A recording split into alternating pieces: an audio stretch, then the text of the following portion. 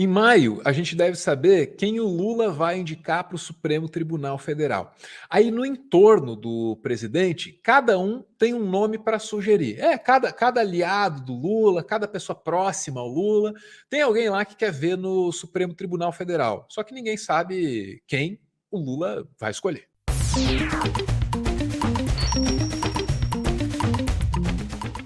Bom, vamos lá. Supremo Tribunal Federal, tem muita gente aí se candidatando, né? Querendo a vaga.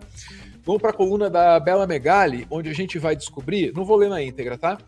Que o Lula poderia escolher uma mulher para o Supremo Tribunal Federal. E que quem exerce a pressão nesse sentido, ou quem é a favor dessa tese, se é pressão ou não, sei lá, né? É a Janja, tá? Rapidinho lá, ó. Lula destaca que seu indicado terá duas características. Né? O que o Lula quer do novo ministro do STF? Lealdade e também não ter medo de se posicionar contra a opinião pública. Isso é o que o Lula quer, né? E aí lá no texto você vai ler que integrantes do governo, também aliados, tal, estão achando que o Lula pode rever essa posição, tá? Para indicar uma mulher, né? Entre as principais pautas da primeira-dama, que gostaria que fosse uma mulher, estão defesa das mulheres e ampliação da sua presença em postos de trabalho e no comando, começar pelo Supremo Tribunal Federal, né?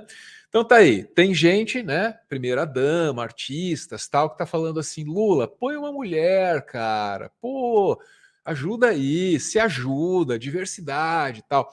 Mas, no Lauro Jardim agora, Lula e Lewandowski marcam conversa para tratar da sucessão do STF. Opa, o Lewandowski indica? O Lewandowski tem um favorito? Quer indicar alguém? Claro que quer, olha lá. Ó. Lewandowski, você sabe, né? Já é ministro do Supremo. Então, o cara que já é ministro do Supremo vai lá atrás do Lula e fala assim: Lula, escolhe esse meu brother aqui, ó. O nome dele é Manuel Carlos de Almeida. O cara tem aí 43 anos, tá na diretoria lá da jurídica da CSN, beleza? É um cara bom, viu, Lula? Né? E aí o Lauro Jardim lembra pra gente lá no final, ó. Existem muitos pretendentes à vaga. Os favoritos continuam sendo o indicado de Lewandowski, que é o Manuel Carlos, e o Cristiano Zanin, que foi um dos principais advogados, se não o principal advogado do Lula, naquela treta toda da Lava Jato. Né? Então você está vendo aí, né? A primeira-dama tem uma ideia, aí o Lewandowski tem outra ideia, o Lula sabe Deus quantas ideias tem, né? Porque tem que ouvir todo mundo. E no finalzinho ali a gente ouviu a possibilidade do advogado do Lula na Lava Jato ser ministro do Supremo. E é meio esquisito, né? Um presidente indicar o próprio advogado para ser ministro do Supremo. Já aconteceu outras vezes na história do Brasil, mas não é muito legal, né? De qualquer forma, esse advogado do Lula, ele caiu algumas posições aí nessa concorrência, cara, porque ele pegou a defesa da Americanas. Tá ligado? Americanas, fraude financeira? Pois é, bicho. Vamos pro Metrópolis. A coluna eu vi ontem, né, que tem gente achando que o fato do Cristiano Zanin, o advogado do Lula, ter pegado o caso das Americanas, isso pode atrapalhar a indicação dele ao STF. Por que isso pode acontecer? Na avaliação de alguns aliados do Lula, Zanin não deveria ter pego o caso das lojas americanas, que o próprio presidente Lula considerou uma motociata fiscal, né, em alusão ao termo pedalada fiscal, porque agora Zanin fica em evidência, né? Zanin foi advogado de Lula na Lava Jato, nas eleições de 2022, agora fica em evidência num caso que envolve um rombo fiscal aí, bilionário. Então, Zanin chegou a ser criticado até por alguns ministros do Lula por ter pego esse caso, só que o próprio Zanin tem se movimentado para permanecer, sim, na disputa pela indicação ao Supremo Tribunal Federal. Rapidinho, várias colunas políticas aí, no comecinho do mês, estavam dizendo assim, ó, o Zanin tá on fire. Qualquer evento aí em Brasília, o cara tá aparecendo, aperta a mão de todo mundo e identificavam o cara como alguém em campanha mesmo pela vaga para o STF. Lembra que o Lula vai indicar 2 ministros ao STF em 2023. E Zanin quer continuar na disputa. Ele já fez chegar ao presidente Lula a seguinte justificativa. Como o Lula ainda não sinalizou a ele, Zanin, quem será o indicado ao STF, ele não pode simplesmente parar as atribuições dele no escritório de advocacia e rejeitar clientes sem ter a certeza de que haverá uma vaga aguardando por ele. E que, quando houver uma sinalização, aí sim ele pode, né, deixar o escritório, né, em segundo plano. Mas que, como não há nenhuma sinalização até o momento, e de fato o Lula ainda não decidiu... Deixar o escritório em segundo plano, não. Deixar o escritório mesmo, né? Vai ser juiz e advogado, porra? Tá maluco? Quais serão os dois indicados? Zanin argumenta que não tem porquê abrir mão do exercício pleno da advocacia e pleiteia, sim, uma vaga no STF. Pleiteia não, ele diz que está aberto, né, caso Lula escolha por ele.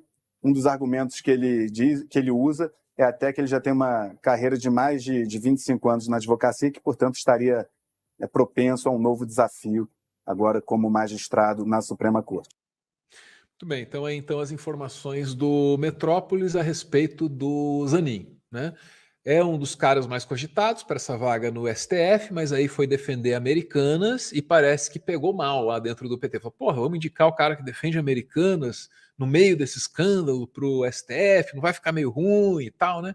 E o Zanin deve ter pesado, né, cara? Pô, uma vaga do STF que não me tá garantida, sabe Deus quanto dinheiro para defender as Americanas, tal, daí o cara tem que fazer a escolha dele, né? Agora, significa que não vai ser ele? Não sei, meu, porque as coisas mudam muito rápido, muito rápido.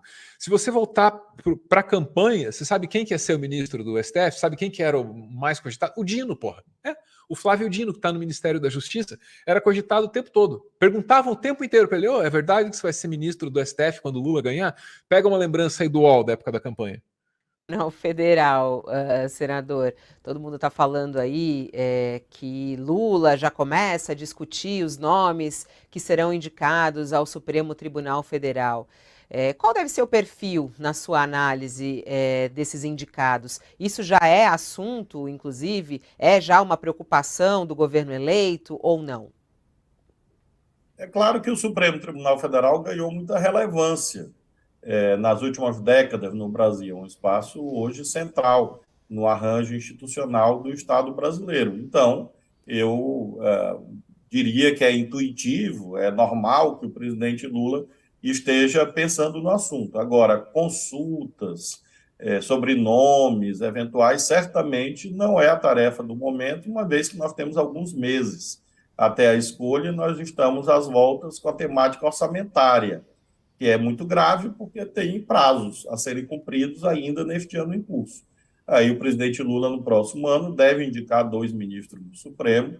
Lembremos que é preciso construir a maioria também no Senado, uma vez que não é uma escolha exclusiva do presidente, é preciso que o Senado também chancele esse nome, e certamente o presidente Lula vai buscar a mediação correta que adotou no seu governo, ou seja, pessoas que atendam a critérios de constitucionais, de notório saber jurídico, enfim, com uma vida profissional ilibada, com currículo, e certamente esses critérios que ele adotou anteriormente vai adotar agora. Senador, o senhor é ex-juiz, portanto tem esse notório saber, não há nada que pese contra a sua biografia, portanto o senhor está, as suas condições o habilitam para ser indicado pelo Supremo. O que eu me pergunto o senhor acaba de ser honrado com uma votação do eleitor do Maranhão para se tornar um representante do Estado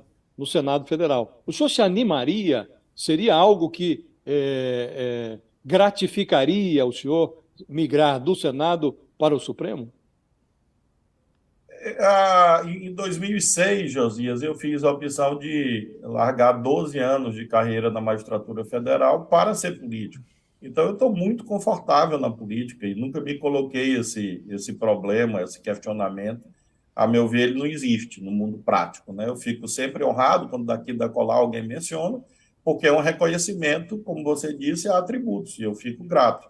Mas não é um projeto, não é um pleito, não é uma pretensão, não é um sonho, nada desse tipo. Estou muito bem na política, muito feliz na política, graças a Deus. E o Flávio Dino teve que responder essa pergunta várias e várias vezes no segundo semestre do ano passado. Hoje nem cogitado, mas ele porque ele tem um papel muito importante no Ministério da Justiça, onde ele comanda, num momento delicado para a democracia brasileira, as nem sempre disciplinadas Polícia Federal e Polícia Rodoviária Federal, muito bolsonarismo infiltrado, etc. e tal, né? Estou mostrando isso para você ter certeza de que até maio muita coisa pode mudar.